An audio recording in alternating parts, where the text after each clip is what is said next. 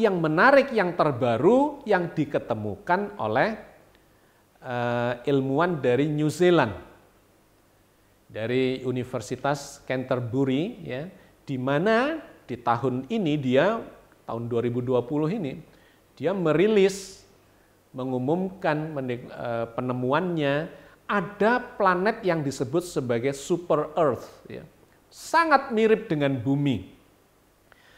Ada di galaksi Bima Sakti ini.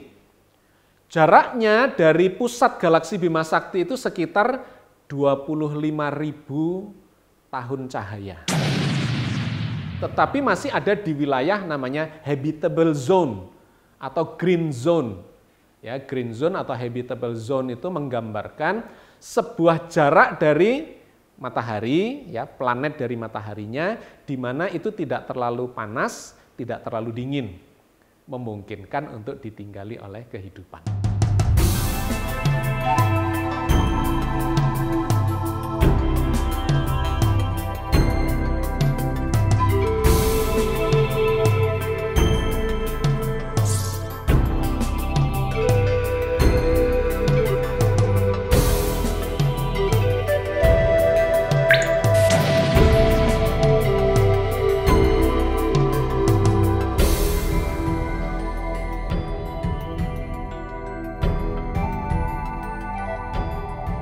Assalamualaikum warahmatullahi wabarakatuh.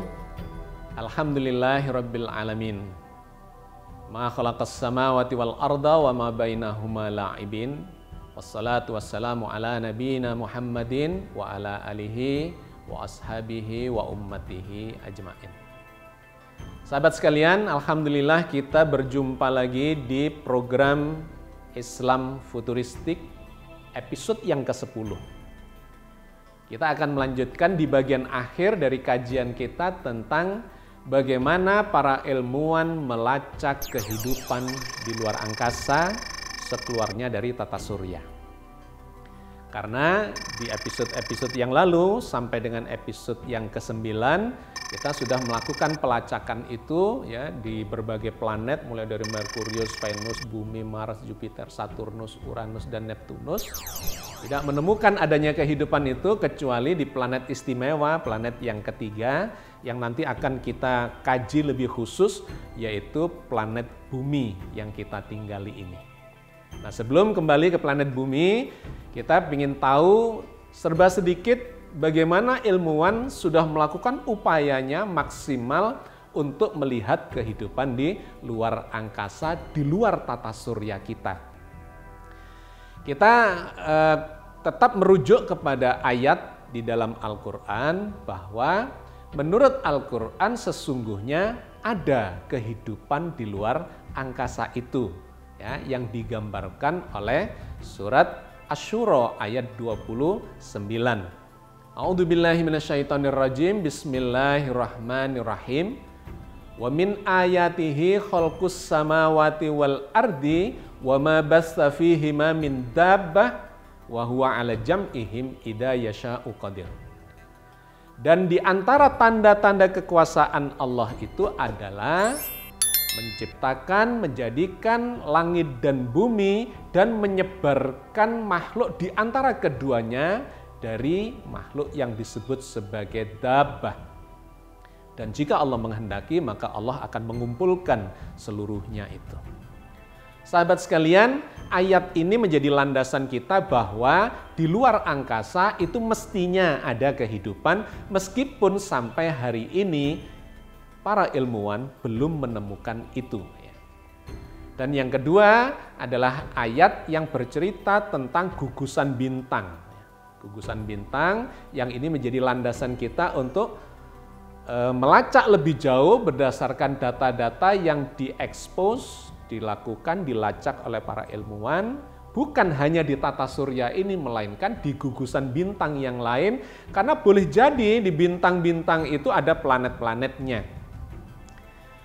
Kalau kita lihat di gugusan bintang yang kita diami ini yang namanya galaksi Bima Sakti, ini isinya ada 200 sampai 400 miliar bintang. Dan kalau bintang itu setara dengan matahari, maka sebagian besar dari bintang-bintang itu memiliki planet-planet seperti di planet bumi. Memang ada bintang yang tanpa planet, tetapi banyak sekali bintang-bintang yang membentuk tata surya memiliki planet seperti di tata surya kita. Sehingga para ilmuwan menyebut ada miliaran matahari yang memiliki planet seperti di tata surya kita. Sehingga boleh jadi di sana itu akan ada atau ditemukan kehidupan. Oke. Sahabat sekalian, apa sesungguhnya yang sudah dilakukan oleh para ilmuwan sampai detik ini untuk memahami atau melacak adakah kehidupan di luar angkasa itu? Kalau dikategorikan maka ada dua kelompok besar upaya yang dilakukan oleh para ilmuwan itu. Yang pertama adalah mengirimkan wahana keluar angkasa. Ini harapannya adalah bisa menemukan, ya, bertemu dalam jarak dekat dengan potensi-potensi adanya kehidupan itu. Misalnya menemukan planet yang mungkin untuk dihuni, ya, dan itu dilakukan jarak dekat.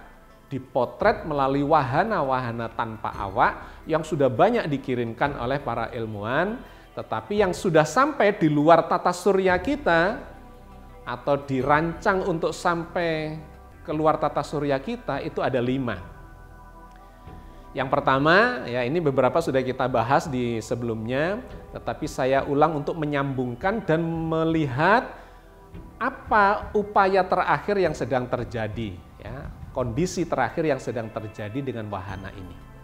Jadi 2 cara untuk mengetahui adanya kehidupan di luar angkasa itu. Yang pertama adalah mengirimkan wahana-wahana untuk mencari melacak secara jarak dekat. Yang pertama adalah Pioneer 10 dan 11, ya, yang diluncurkan tahun 72-73. Kemudian yang 3 dan 4 adalah Voyager 1 dan Voyager 2. Dan kemudian yang kelima adalah New Horizons. Yang 4 itu sudah keluar dari tata surya. Sudah keluar dari tata surya. Jadi Pioneer 10, Pioneer 11, Voyager 1, Voyager 2 itu sudah melintasi Kuiper Belt, kemudian melintasi lagi tudung surya, ya. Tudung surya atau heliosphere itu adalah bagian paling luar dari tata surya kita, di mana gravitasi dari matahari itu ya sudahlah paling lemah di situ. Angin matahari itu juga paling lemah sampai di situ. Dan itu menjadi batas terakhir dari lingkaran tata surya kita. Nah, 4 wahana itu sudah melewati itu dan berada di ruang antar bintang. Ya, di ruang antar bintang itu berarti sudah melewati gerombolan-gerombolan paling luar dari benda-benda langit yang ada di tata surya kita dan hanya menemukan ruang kosong antar matahari atau antar bintang. Itu yang 4. Yang 1, yang New Horizons ini masih berada di dalam heliosphere, yaitu masih di bagian tepi dari sabuk Kuiper. Karena memang dia ditugasi untuk memotret dan mengeksplorasi benda-benda langit yang ada di sekitar sabuk Kuiper itu.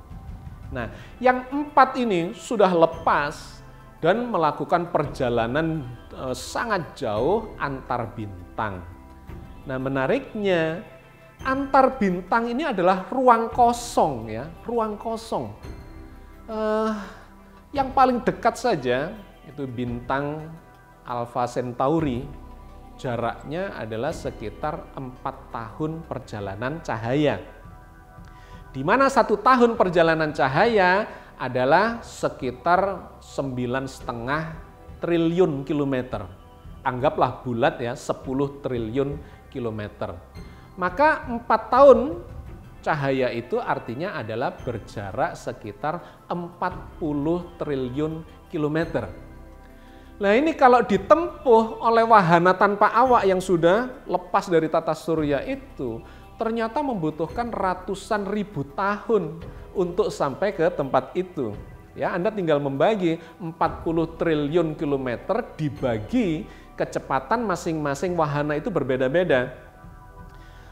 Yang paling tinggi itu kecepatannya adalah Pioneer 10 dengan 130.000 km per jam.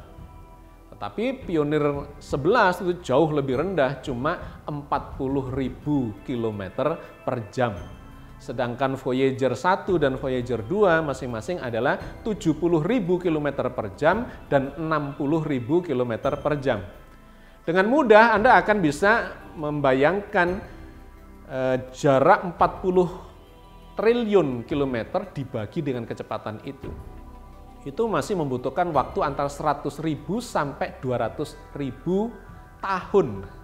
Jadi kalau kita yang sekarang mengirim itu, maka anak cucu generasi keberapa? Karena bukan 100 tahun, melainkan 100.000 tahun kemudian itu baru sampai di bintang yang paling dekat itu.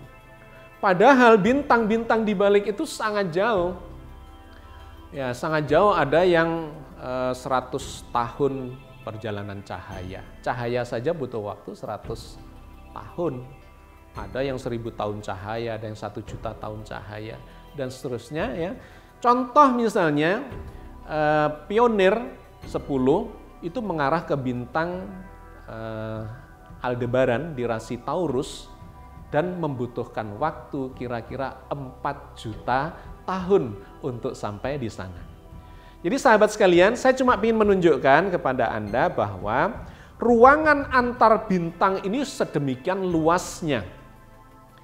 Diperkirakan oleh para ahli astronomi ya, dalam 5 miliar tahun ke depan wahana tanpa awak ini tidak akan bertemu dengan apapun, tidak akan bertabrakan dengan apapun, ya, aman, karena ruang angkasa itu sedemikian kosongnya di ruang antar bintang itu.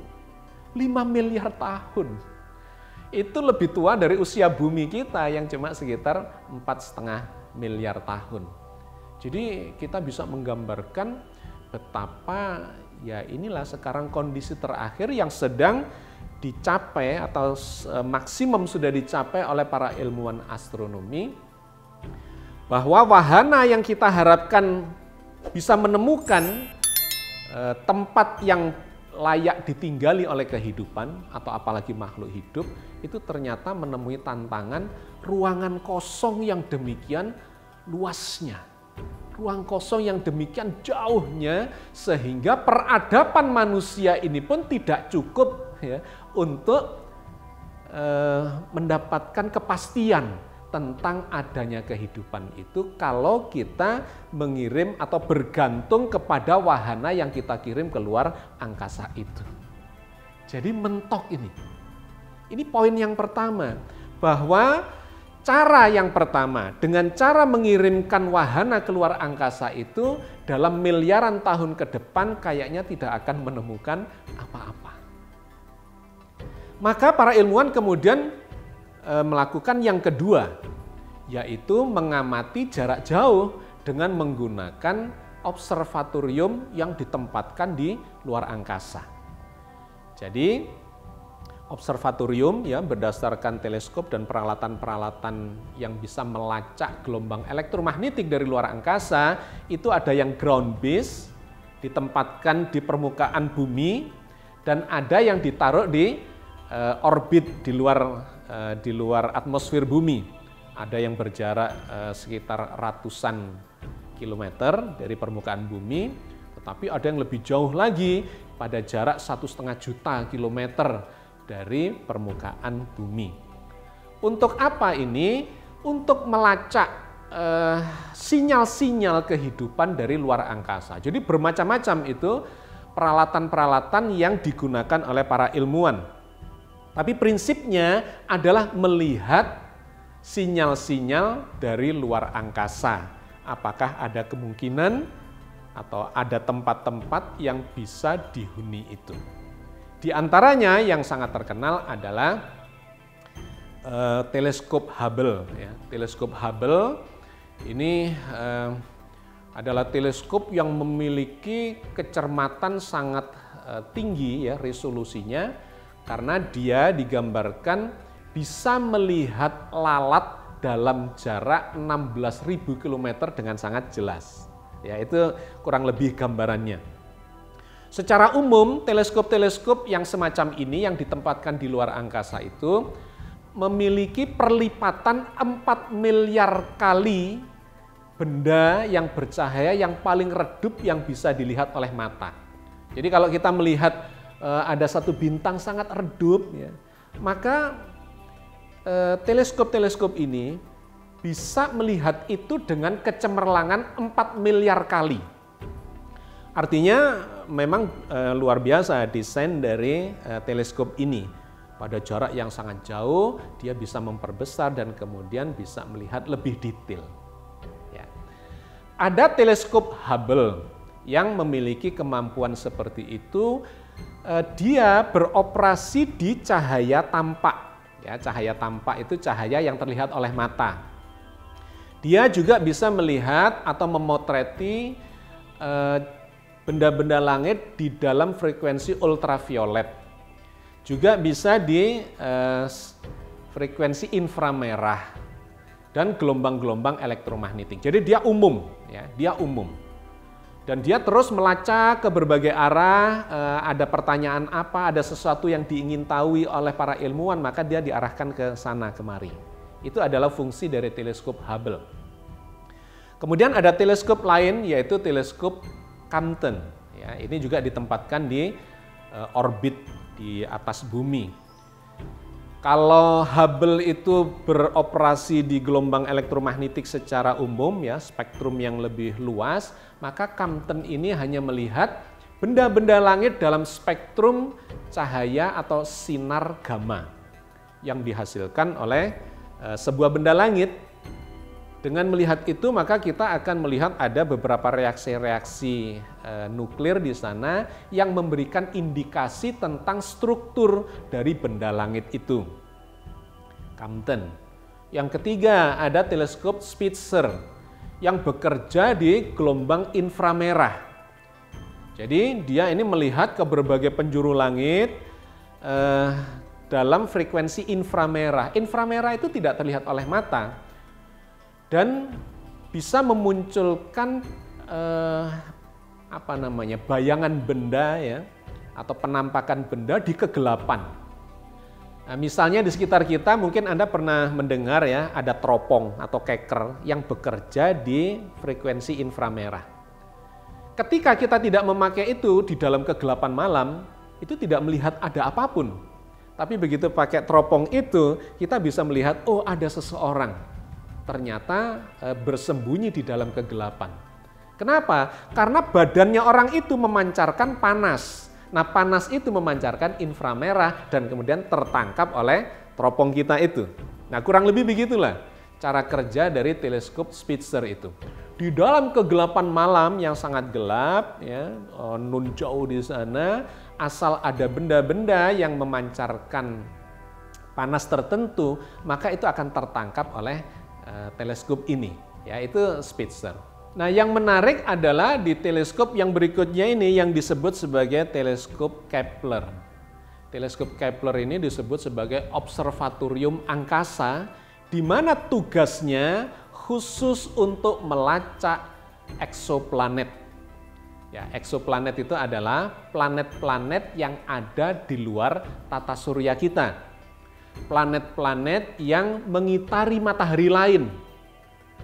Ya, planet-planet yang mengitari bintang KT, pokoknya segala macam planet-planet yang mengitari pusat tata surya mereka sendiri. Nah, ini tugas dari Kepler. Ini diluncurkan pada tahun 2009 dan dengan tugas khusus untuk melacak adanya planet yang mungkin dihuni oleh manusia atau dimungkinkan adanya kehidupan di luar angkasa.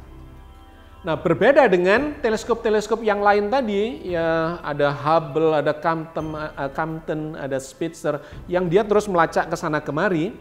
Kalau Kepler ini tugasnya adalah manteng ke satu tempat, ya, yang dicurigai di sana atau sedang ingin diobservasi, apakah di sana ada planet-planet yang memungkinkan adanya kehidupan itu. Nah, setiap kali diarahkan, itu dia bisa melacak sekitar 100.000 bintang. Jadi dalam sudut pandang atau dalam sudut pengamatan teleskop Kepler sekali ya itu bisa melihat aktivitas yang ada di sekitar 100.000 bintang. Nah, diharapkan di bintang-bintang itu sebagainya ada planet-planetnya. Nah, sudah ribuan planet, eksoplanet yang ditemukan oleh Kepler ini. Karena dia sudah diluncurkan sejak tahun 2009. Tetapi kebanyakan adalah planet-planet yang ukurannya besar, lebih besar dari planet Jupiter. Kenapa kok begitu? Yang kecil-kecil kok nggak kelihatan? Nah ini keterbatasan dari observatorium angkasa yang dimiliki manusia yang ditempatkan di luar atmosfer. Kenapa di luar atmosfer? Untuk menghindari peredupan, ya, gangguan dari atmosfer. Tetapi ternyata memang kelemahannya adalah teleskop ini hanya menganalisa cahaya yang datang. Satu-satunya data, satu-satunya variabel yang bisa dianalisa itu adalah cahaya. Baik spektrum yang umum maupun inframerah atau ultraviolet atau sinar gamma ya. Hanya itu yang bisa dianalisa. Tetapi ya ternyata lumayan bagus dibandingkan dengan wahana yang dikirim ternyata nggak sampai-sampai ke sana, butuh jutaan tahun ya.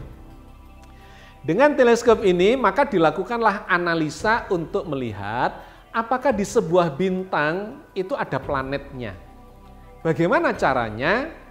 Nah, ternyata yang dilakukan oleh teleskop atau observatorium angkasa ini adalah dengan melihat bayangan dari benda langit yang namanya planet itu. Kalau sebuah bintang dilihat ya, pendaran cahaya adalah sebuah bintang, kemudian di depannya ternyata ada sesuatu yang melintas ya, yang disebut sebagai transit. Benda yang melintas, maka itu berarti itu adalah planet.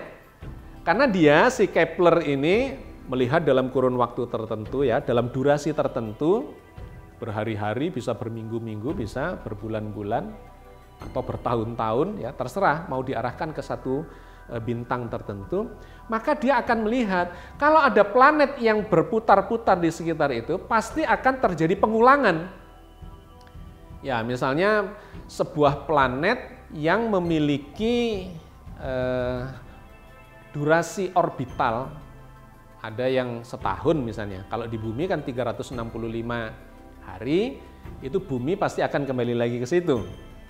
Ya, kembali lagi ke situ. Semakin dekat, itu ada yang misalnya cuma 80 hari. Ada yang lebih dekat lagi mungkin hanya beberapa hari.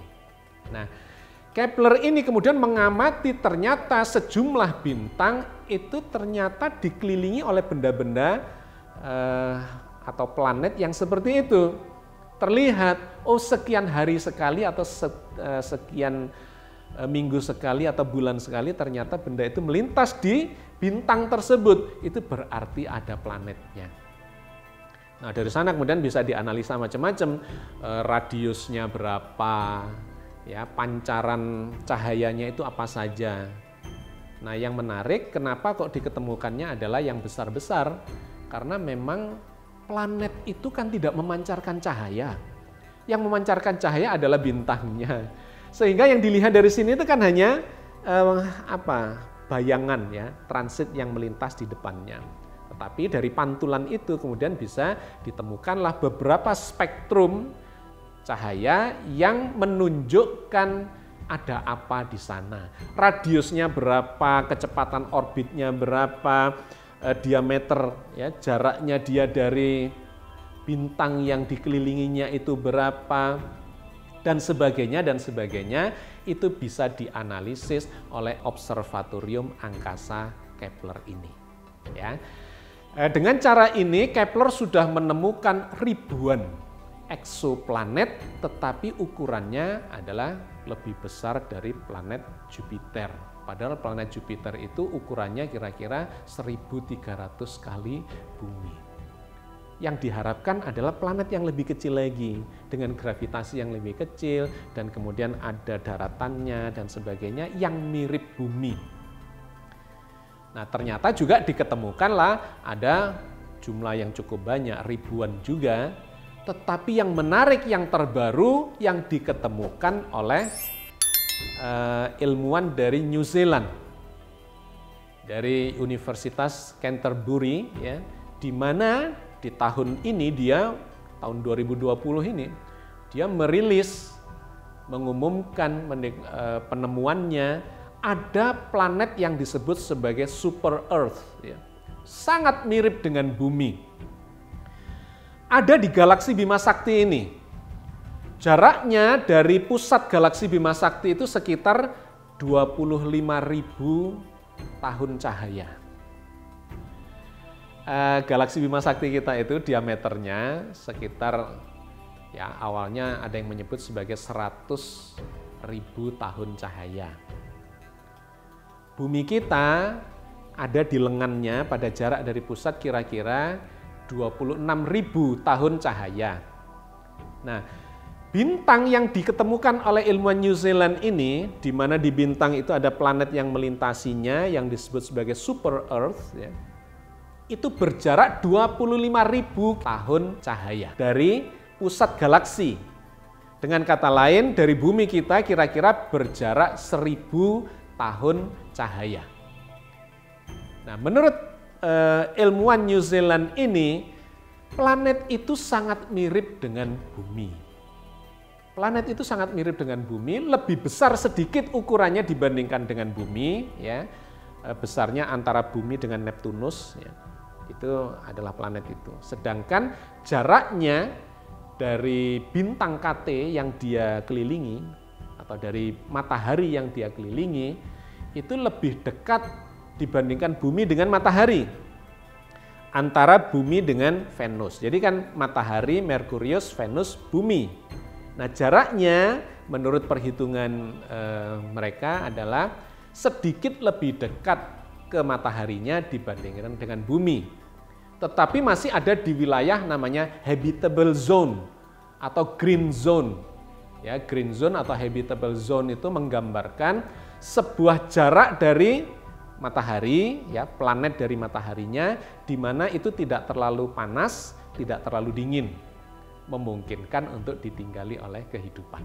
Jadi itulah planet terbaru yang mirip bumi, ya, exoplanet, planet di luar tata surya kita yang disebut sebagai super Earth oleh ilmuwan New Zealand, dan diharapkan di sana akan muncul kehidupan dikarenakan itu sangat mirip dengan bumi. Ukurannya lebih besar sedikit, jaraknya kurang lebih ke matahari, kurang lebih sama dengan planet bumi kita di habitable zone, sehingga memungkinkan adanya berbagai macam kondisi yang seperti di planet bumi. Mataharinya atau bintangnya yang dikelilingi ukurannya juga, ya, sedikit lebih kecil dibandingkan matahari kita. Jadi ada kemiripan luar biasa sehingga dia disebut sebagai super Earth, ya. Mirip lah, hampir mirip dibandingkan dengan planet-planet exoplanet yang lainnya. Nah, masalahnya ketika planet super Earth ini mau dicek oleh ilmuwan yang lain, itu diceritakan oleh ilmuwan New Zealand ini bahwa ini tidak bisa diulang dalam waktu dekat pengamatannya. Kenapa? Karena galaksi Bima Sakti ini kan juga berputar. Jadi situasinya sudah berbeda. Pusat galaksi itu diputari oleh ratusan miliar bintang, di antaranya satu bintangnya adalah matahari kita dan yang lainnya adalah mataharinya si super Earth ini. Jadi dia sedang berubah dan ini membutuhkan waktu jutaan tahun. Selain itu, planetnya itu sendiri, si super Earth-nya sendiri itu mengitari bintangnya itu. Jadi kondisinya sangat dinamis dan tidak mungkin atau setidak-tidaknya sulit untuk diulangi lagi melihat atau meng-cross-check keberadaan dari super Earth itu. Jadi sahabat sekalian, inilah situasi dan kondisi yang sedang terjadi di kalangan para ilmuwan astronomi yang ingin membuktikan adanya kehidupan di luar angkasa itu. Bahwa Al-Quran sudah mengatakan ada kehidupan di sana.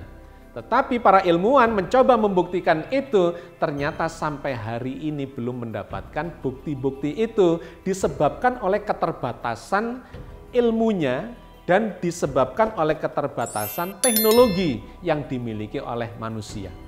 Mendatangi terlalu jauh ya, sehingga sinyal atau informasi yang kita butuhkan baru datang jutaan atau miliaran tahun kemudian, atau kita hanya bisa melihat dari jarak jauh yang kita tidak bisa langsung melakukan cross check kecuali cuma menganalisa satu-satunya variabel parameter yang datang ke kita atau ke planet bumi adalah cahaya.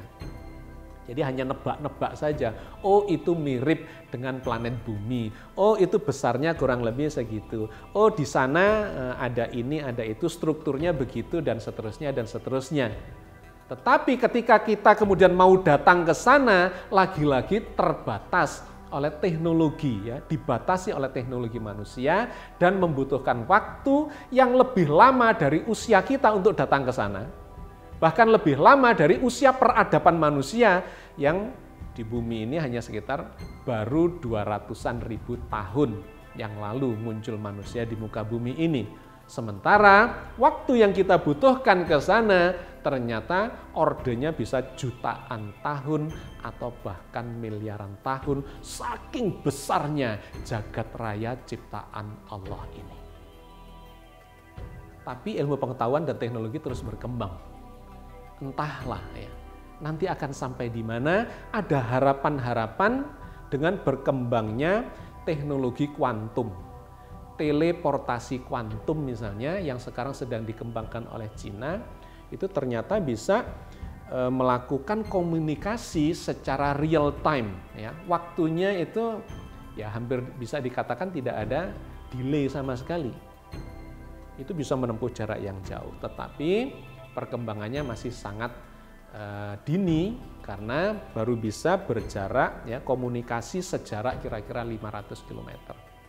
Padahal jagat raya itu berjarak miliaran tahun cahaya.